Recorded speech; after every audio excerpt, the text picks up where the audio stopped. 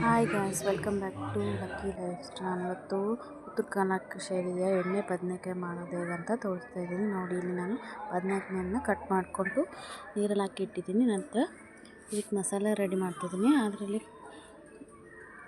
ಶೇಂಗಿನ ಪುಡಿ ಅಂದರೆ ಕಡಲೆಬೀಜ powder, tomato ಒಂದು 1 ಗಂಟೆ ಫುಲ್ ಬೆಳ್ಳುಳ್ಳಿ, ಆಮೇಲೆ ರುಚಿಗೆ ತಕ್ಕಷ್ಟು ಉಪ್ಪು, ಎಣ್ಣೆ, ಖಾರ, ಅರಿಶಿಣ ಪುಡಿ ಎಲ್ಲನೂ ಈ ರೀತಿ ಹಾಕಿ 1-2 ಸ್ಪೂನ್ ಆಯಿಲ್ ಹಾಕಿ ಚೆನ್ನಾಗಿ ಕಲಿಸ್ಬೇಕು. ಚೆನ್ನಾಗಿ ಮ್ಯಾರಿನೇಟ್ ಆಗಬೇಕು. ಅದು ಫುಲ್ಲು ಒಂದಕ್ಕೊಂದು ಒತ್ಕೋಬೇಕು. ಇಲ್ಲಿ ಆಲ್ಮೋಸ್ಟು ರುಚಿನೇ ಗೊತ್ತಾಗುತ್ತೆ. ಹಾಗೆ ಟೇಸ್ಟ್ ಮಾಡಿ ನೋಡಬೇಕಾದ್ರೆ ಅಷ್ಟು ಚೆನ್ನಾಗಿರುತ್ತೆ.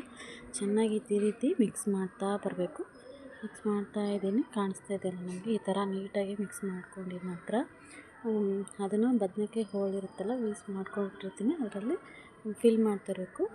ಬದನೆಕಾಯಿ ತೊಗೊಂಡು ಫಿಲ್ ಮಾಡ್ಕೊಂಡು ನೋಡಿ ಈ ಥರ ಹಾಕ್ಕೊಂಡು, ಆಮೇಲೆ ನಂತರ ಮುಳುಗುವಷ್ಟು ನೀರು ಹಾಕ್ಕೋಬೇಕು.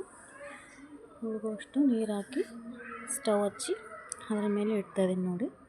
ಇಟ್ಟು ನಂತರ ಚೆನ್ನಾಗಿ ಬೇಯಿಸ್ಕೋಬೇಕು. ಅದನ್ನು ಮುಳುಗುವಷ್ಟು ನೀರು, ತುಂಬ ಕಡಿಮೆ ನೀರು ಹಾಕ್ಬೇಕು. ಯಾಕಂದ್ರೆ ಬದನೆಕಾಯಿ ಬೇಗನೆ ಬೇಯುತ್ತಲ್ವ, ಹಂಗಾಗಿ ಸ್ವಲ್ಪನೇ ನೀರು ಹಾಕಬೇಕು. ನೋಡ್ಕೊಂಡು ಹಾಕ್ಕೊಳ್ಳಿ. ಮತ್ತು ಜಾಸ್ತಿ ಹಾಕಿದ್ರೆ ಸಾಂಬಾರು ಥರ ಇದ್ದರೂ ಓಕೆ ಅಂದರೆ ಪರವಾಗಿಲ್ಲ. ಚಪಾತಿಗೆ ಅಂದರೆ ಗಟ್ಟಿಗಿದ್ರೇ ಚೆಂದ ಅಲ್ವಾ, ಅದಕ್ಕೆ ನೋಡ್ಕೊಂಡು ನೀರು ಹಾಕ್ಕೊಳ್ಳಿ.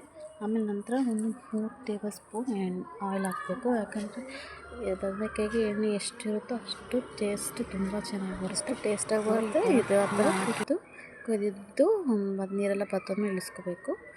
ಆನಂತರ ಈ ಥರ ರೆಡಿ ಆಗುತ್ತೆ ನೋಡಿ. ಈ ಥರ ಮಾಡಿ ತುಂಬ ಚೆನ್ನಾಗಿ ಬರುತ್ತೆ. ಪ್ಲೀಸ್ ಲೈಕ್ ಮಾಡಿ, ಶೇರ್ ಮಾಡಿ, ಸಬ್ಸ್ಕ್ರೈಬ್ ಮಾತ್ರ ಮರಿಬೇಡಿ ಪ್ಲೀಸ್.